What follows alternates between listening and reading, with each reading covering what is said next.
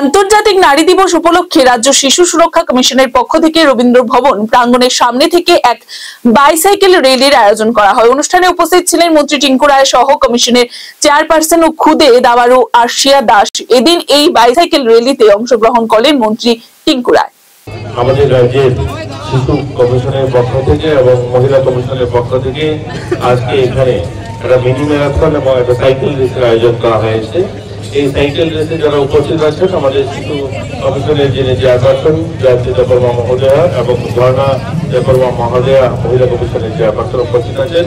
এছাড়াও আমাদের সরকারি আধিকারিকগণ উপস্থিত আছেন। সকলকে শুভেচ্ছা জানিয়ে একটা কথাই বলবো যে নারীদের সুরক্ষা, নারীদের স্বাভিমান, আমরা যারা আমাদের এই রাজ্যের মাননীয় মুখ্যমন্ত্রী সহ মাননীয় প্রধানমন্ত্রীর একটাই লক্ষ্য যেন নারীরা আত্মনির্ভর হয়, নারীরা স্বনির্ভর হয়, স্বাভিমানের সঙ্গে যেন তারা বাঁচার অধিকার পায়। তাই আজকের এই যে নারী দিবসকে সামনে রেখে আমরা বিভিন্ন কর্মসূচি হাতে নিয়েছি।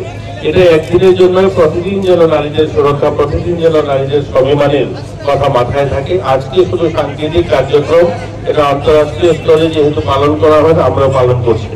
আমাদের রাজ্যে আমরা গর্ববোধ করি যে আমাদের রাজ্যের নারীরা অত্যন্ত অন্যান্য রাজ্যের তুলনায় যদি দেখি আমরা অনেক আত্মনির্ভর মানসিকতা নিজেকে তৈরি করতে পেরেছি। ইতিমধ্যে আমরা আমার সঙ্গে রয়েছে ছোট্ট আরশিয়া, এছাড়াও আমাদের রাজ্যে যারা প্রতিভাবান খেলোয়াড়রা, এছাড়া গোটা দেশে যারা নাম উজ্জ্বল করেছে মহিলারা, আমাদের ছোট্ট আরাধ্যা, আরশিয়া, অস্মিতা এবং আমাদের দীপা কর্মকার সহ এখানে অসংখ্য অগণিত মেয়েরা যারা আমাদের সুনাম এনে দিয়েছে রাজ্যের জন্য। রেখা চাকমা কিছুদিন আগেই পদ্মশ্রী অ্যাওয়ার্ড পেয়েছেন, আপনারা সকলেই জানেন। তো আমরা গর্ববোধ করি আমাদের রাজ্যের নারীরা অনেক এগিয়ে।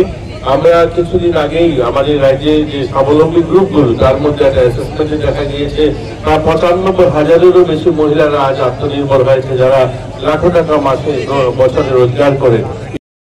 Report Tripura news 8।